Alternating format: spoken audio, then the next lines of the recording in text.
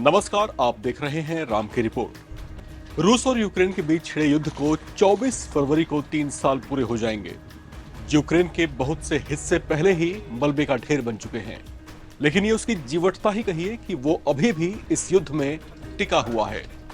दुनिया की रक्षा में आप ये देखकर समझ सकते हैं कि भौगोलिक आकार में रूस के मुकाबले यूक्रेन कितना छोटा सा देश है।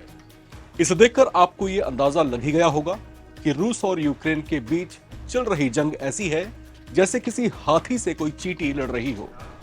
ताज्जुब इस बात पर भी है कि 3 साल से वो इस युद्ध में न सिर्फ अपना वजूद कायम किए हुए हैं, बल्कि लगभग रूस के चंगुल में चले गए अपने 2 बड़े इलाकों से उसने रूसी सेना को पीछे हटने को भी मजबूर कर दिया।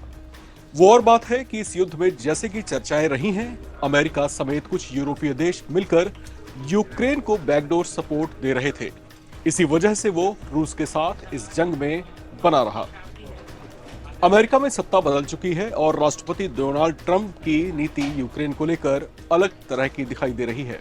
हालांकि कुछ यूरोपीय देशों की सहानुभूति अभी भी यूक्रेन के साथ बनी हुई है, जिसके बूते यूक्रेन युद्ध में डटा हुआ है। लेकिन अब ट्रंप की पहल के साथ रूस भी इस युद्ध से मुक्ति चाहता है। इसके लिए रूस, अमेरिका और यूरोप से दूर एक अंतर्राष्ट्रीय पंचायत बैठाई गई। यह पंचायत बैठी सऊदी अरब की राजधानी रियाद में। लेकिन हैरत तो इस बात पर हुई कि रियाद में आयोजित बैठक में यूक्रेन को लेकर चर्चा और फैसले तो लिए गए, लेकिन इसमें खुद यूक्रेन को ही शामिल नहीं किया गया। खैर, इस मीटिंग का विषय था रूस के साथ यूक्रेन के युद्ध की समाप्ति और शांति बहाली। लेकिन ये सब किन शर्तों पर? क्योंकि जो शर्तें तय की गई हैं उसे सुनकर यूक्रेन कांप गया है। और सिर्फ यूक्रेन ही नहीं, इस बैठक में रूस ने समूचे यूरोप को जिस तरह से धमकी, चेतावनी या डिप्लोमेसी वाली भाषा में कह लीजिए जो संदेश दिया, उससे शायद यूरोप भी सकपका सा गया है। पहले आपको बताते हैं कि रियाद में हुई बैठक में कौन कौन शामिल हुआ था और यूक्रेन के ही मुद्दे पर हुई इस मीटिंग में यूक्रेन को ही दूर क्यों रखा गया। इस मीटिंग में रूस की ओर से विदेश मंत्री सर्गेई लावरोव, व्लादिमीर पुतिन के foreign policy adviser Yuri Ushakov और रशियन डायरेक्ट इन्वेस्टमेंट फंड के चीफ दिमित्री लिबोलोवरेव शामिल हुए। जबकि अमेरिका दल जो था उसकी ओर से विदेश मंत्री Mark Rubio, US NSA Michael Waltz और मिडिल ईस्ट के विशेष दूत स्टीव विटकॉफ शामिल रहे। ये दोनों देश दुनिया की 2 महाशक्तियां हैं जो नक्शे पर चींटी जैसे यूक्रेन के भाग्य का फैसला करने बैठी थी। आपको फिर से बता दें कि इसमें यूक्रेन को शामिल नहीं किया गया। खैर, इस बैठक में रूस और अमेरिका के बीच जो आपसी सहमति बनी है वो भी अपने आप में कुछ चौंकाने वाली ही है। कुछ मीडिया रिपोर्ट्स के मुताबिक रूस ने दो टूक कहा है कि वो यूक्रेन युद्ध में हथियाई गई जमीन को नहीं लौटाएगा। रूस ने यह भी कहा कि उसे यह बिल्कुल भी मंजूर नहीं होगा कि यूक्रेन में यूरोप के किसी देश की सेना की मौजूदगी दिखाई दे।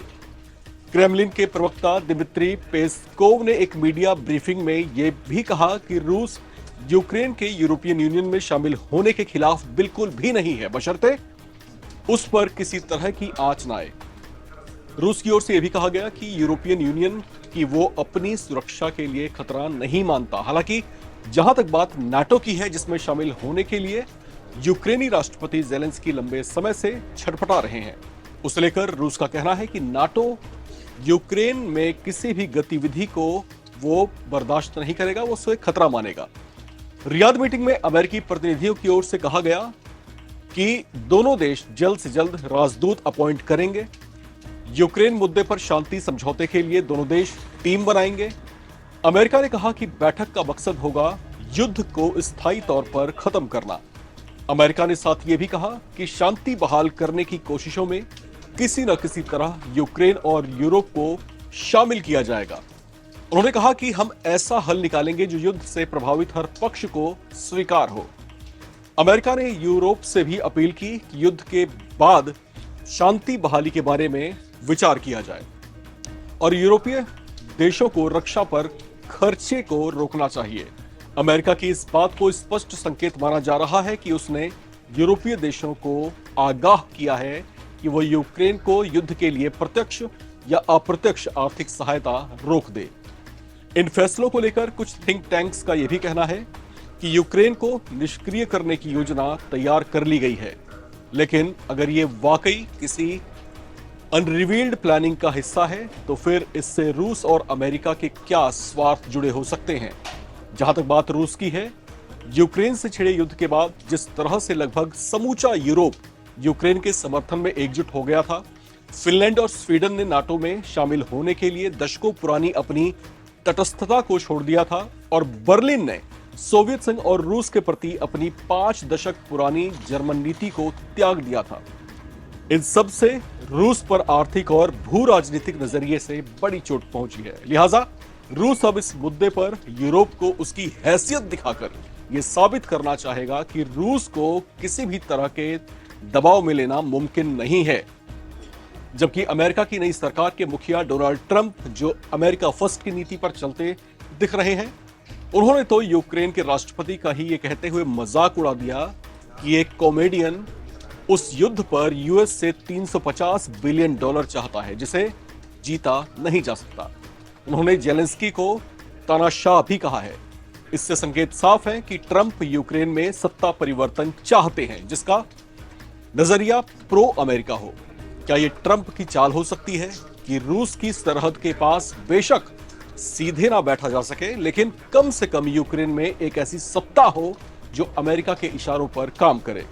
क्या यह ट्रंप की किसी दूरदर्शी नीति का हिस्सा हो सकता है जिससे वे आने वाले कुछ सालों में रूस की गर्दन अपने हाथों में ले सकें, जिसे पुतिन शायद अभी समझ नहीं पा रहे हों? खैर, तमाम बातें भविष्य की गर्त में है, लेकिन इतना तो जरूर साफ है कि दुनिया की 2 धुर विरोधी महाशक्तियां अगर आपस में बैठ रही हैं, अगर किसी मुद्दे पर विचार विमर्श कर रही हैं, तो इससे इस गफलत में मत रहिएगा कि दोनों मैत्री भाव से आगे बढ़ रहे हैं या फिर दोनों में जो है दोस्ती पक्की हो रही है। हो सकता है कि दोनों के अपने निजी स्वार्थ हों, जिस कारण इस मुद्दे पर, इस मौके पर जो है दोनों एक साथ दिखाई दे रहे हैं। लेकिन दोनों के स्वार्थ क्या क्या है, फिलहाल उस पर दुनिया भर के जो बुद्धिजीवी हैं अपना दिमाग खुजा रहे हैं। फिलहाल तमाम अपडेट्स के साथ मैं राम विश्वकर्मा फिर से राम की रिपोर्ट के साथ आपके बीच हाजिर होऊंगा। लेकिन हमारे जो तमाम दर्शक हमें इस समय देख रहे हैं उनसे खास गुजारिश कि अगर आपको भी लगता है कि हमारे इस खास कार्यक्रम में किसी विषय को उठाना चाहिए, किसी विषय पर लेयर बाय लेयर उसको डाइसेक्ट करना चाहिए, तो आप अपने सुझाव हमें कमेंट बॉक्स में लिख करके भेजें। उस पर हम जरूर विचार करेंगे। आपके सभी कमेंट्स को हम बारीकी से पढ़ते हैं, उससे अमल में लाने की हम कोशिश भी करते हैं। फिलहाल मुझे दीजिए इजाजत। देखते रहिए राम की रिपोर्ट और बने रहिए एनबीटी ऑनलाइन के साथ। नमस्कार।